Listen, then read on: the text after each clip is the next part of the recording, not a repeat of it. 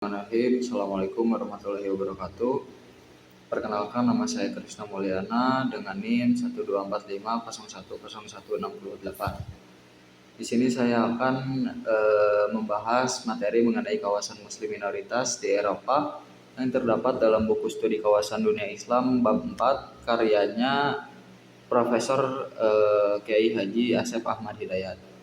Nah, ketika mendengar kata Eropa, sebagian besar orang langsung berpikir bahwa benua ini itu identik dengan agama Kristen.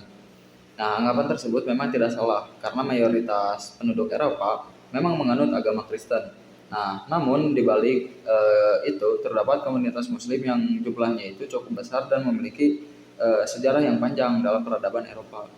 Nah, peradaban umat Islam di Eropa bukanlah fenomena baru akibat imigrasi modern saja. Nah, Islam ini telah hadir sejak berabad-abad yang lalu melalui proses penaklukan wilayah, perdagangan, hingga perpindahan penduduk. Nah, oleh karena itu, pembahasan mengenai Muslim minoritas di Eropa ini menjadi penting untuk memahami bagaimana sejarah Islam berkembang di tengah masyarakat yang bukan Muslim. Nah, pertama saya akan bahas dari latar belakang. Nah, latar belakang kehadiran Islam di Eropa ini dapat dibagi menjadi dua fase besar. Nah, fase pertama adalah masa klasik. Nah, ketika Islam memasuki wilayah Eropa melalui ekspansi kekuasaan Islam, yaitu pada abad ke-8, yaitu dinasti Umayyah itu berhasil menguasai semenanjung Siberia atau wilayah yang sekarang itu dikenal sebagai Spanyol dan juga Portugal. Nah, dari sinilah lahir peradaban Islam yang sangat maju di Andalusia. Nah, seperti itu. Nah, di sisi lain juga Kekaisaran Ottoman juga ini membawa Islam masuk ke kawasan Balkan. Nah, seperti Albania, Bosnia, Kosovo, hingga sebagian wilayah Yunani dan juga Bulgaria.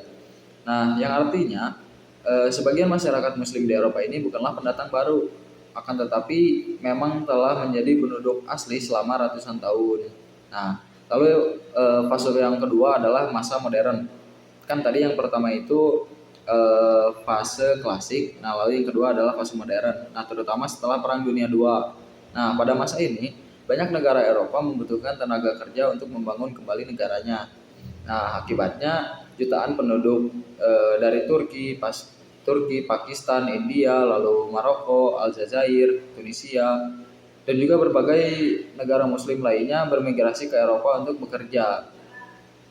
Nah, seiring berjalannya waktu, mereka menetap membangun keluarga, mendirikan masjid, sekolah, hingga organisasi kemasyarakatan Muslim. Nah, dengan demikian, Muslim di Eropa saat ini terdiri atas dua kelompok besar, yaitu Muslim asli kawasan Balkan dan juga Muslim keturunan imigran. Nah, seperti itu. Nah, lalu lanjut kepada persebaran Muslim di Eropa. Nah, masyarakat Muslim tersebar itu hampir di seluruh negara Eropa. Nah, negara-negara dengan populasi Muslim terbesar antara lain yaitu Prancis, Jerman, lalu Inggris, lalu Belanda, Belgia, lalu Austria, dan juga Swedia. Nah, sedangkan di kawasan Balkan itu terdapat negara-negara yang bahkan memiliki penduduk Muslim sebagai mayoritas. Nah, seperti Bosnia, lalu Albania, lalu Kosovo. Nah, persebaran ini itu menunjukkan bahwa Islam itu bukan hanya berkembang di Eropa Barat, akan tetapi juga memiliki akar sejarah yang kuat di Eropa Timur dan juga di Balkan. Nah, lalu adapun faktor perkembangan Islam di Eropa. Nah, perkembangan Islam di Eropa ini dipengaruhi oleh beberapa faktor utama. Nah, yang pertama yaitu migrasi. Nah, migrasi ini merupakan faktor terbesar. Banyak masyarakat dari negara-negara Muslim datang ke Eropa untuk bekerja, belajar, maupun mencari kehidupan yang lebih baik. Lalu yang kedua adalah pertumbuhan penduduk. Nah, keluarga Muslim di Eropa ini umumnya memiliki angka kelahiran yang cukup tinggi dibanding sebagian masyarakat Eropa yang mengalami penurunan angka kelahiran. Nah, lalu yang ketiga itu konversi agama. Nah, tidak sedikit masyarakat Eropa yang kemudian mempelajari Islam dan akhirnya memutuskan untuk memeluk agama Islam. Nah, hal ini itu terjadi karena ketertarikan terhadap nilai-nilai spiritual, ajaran tauhid, maupun hasil interaksi dengan komunitas muslim. Nah, lalu yang keempat itu kebebasan beragama. Nah, sebagian besar negara Eropa itu menjamin hak warga negara untuk menjalankan agama masing-masing. Nah, karena itu umat Islam dapat membangun masjid, lembaga pendidikan Islam, organisasi sosial, bahkan ikut berpartisipasi dalam kehidupan politik sesuai aturan yang berlaku. Nah, lalu yang keempat, nah tantangan Muslim minoritas di Eropa. Ini bukan poin yang tadi ya, tapi lanjut kepada pembahasan yang keempat, yaitu tentang tantangan Muslim di minoritas eh, tantangan Muslim minoritas di Eropa. Nah, walaupun berkembang cukup pesat, umat Islam di Eropa juga menghadapi berbagai tantangan. Nah, yang pertama yaitu Islamofobia. Nah, Islamofobia ini merupakan rasa takut, prasangka, atau diskriminasi terhadap Islam dan juga umat Muslim. Nah, fenomena itu semakin meningkat terutama setelah berbagai aksi terorisme yang dilakukan oleh kelompok ekstremis. Nah, akibatnya banyak masyarakat yang menyamaratakan tindakan kelompok tertentu dengan seluruh umat Islam. Nah, padahal mayoritas umat Islam di Eropa itu hidup damai dan menjadi bagian dari masyarakat setempat. Nah, lalu yang kedua yaitu integrasi sosial. Nah, Muslim di Eropa seringkali menghadapi dilema antara mempertahankan dan juga menyesuaikan diri dengan budaya negara tempat mereka tinggal.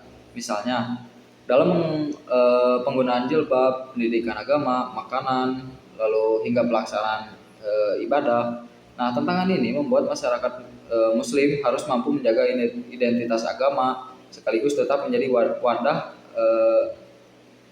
maaf, tetap menjadi warga negara yang aktif dan juga produktif. Nah, lalu yang ketiga itu diskriminasi. Nah, sebagian Muslim masih mengalami diskriminasi dalam dunia kerja, pendidikan maupun kehidupan sosial. Nah, meskipun demikian, banyak negara Eropa yang terus berupaya memperkuat perlindungan hak-hak kelompok minoritas melalui kebijakan anti diskriminasi. Nah, lalu pembahasan yang berikutnya yaitu kontribusi Muslim terhadap Eropa. Nah, walaupun Muslim di Eropa ini berstatus minoritas, tetapi umat Muslim juga memberikan banyak kontribusi bagi perkembangan Eropa. Nah, kontribusi tersebut yaitu antara lain dalam bidang ekonomi. Banyak Muslim yang menjadi pengusaha, pedagang, dokter, insinyur, akademisi, maupun tenaga profesional lainnya. Nah, dalam bidang pendidikan, banyak berdiri sekolah Islam, pusat kajian Islam, dan juga organisasi mahasiswa Muslim. Nah, lalu di dalam budaya, nah masyarakat Muslim turut memperkaya keberagaman budaya Eropa melalui kuliner halal, seni, bahasa, serta tradisi keagamaan.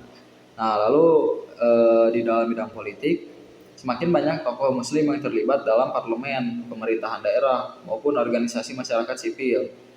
Nah, kan hal ini menunjukkan bahwa komunitas Muslim itu bukan hanya menjadi objek pembangunan, tapi juga berperan sebagai bagian dari pembangunan masyarakat Eropa.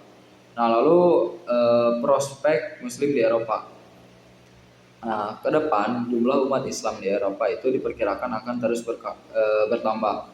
Namun tantangan terbesar bukan hanya soal pertumbuhan jumlah penduduk, melainkan bagaimana membangun hubungan harmonis antara komunitas Muslim dengan masyarakat mayoritas. Nah, dialog antar agama, toleransi, penghormatan terhadap hak asasi manusia, serta pendidikan multikultural menjadi kunci terciptanya kehidupan yang damai di tengah masyarakat yang beragam. Nah, mungkin sebagai penutup dapat disimpulkan bahwa Muslim di Eropa ini merupakan kelompok minoritas yang memiliki sejarah panjang. Nah, keberadaan mereka itu berasal dari dua jalur utama, yaitu warisan sejarah sejak masa Andalusia dan juga Ottoman, serta gelombang migrasi modern setelah Perang Dunia II. Nah, walaupun menghadapi tantangan seperti Islamofobia, diskriminasi, dan juga proses integrasi sosial, komunitas Muslim itu tetap mampu berkembang dan juga memberikan kontribusi di berbagai bidang kehidupan. Nah, oleh karena itu, keberadaan muslim minoritas di Eropa menunjukkan bahwa Islam itu dapat hidup berdampingan dengan masyarakat yang majemuk melalui sikap saling menghormati, toleransi, dan juga kerjasama. Oke, mungkin cukup sekian yang dapat saya sampaikan. Kurang lebihnya mohon dimaafkan. Wabillahi taufiq wal hidayah. Wassalamualaikum warahmatullahi wabarakatuh.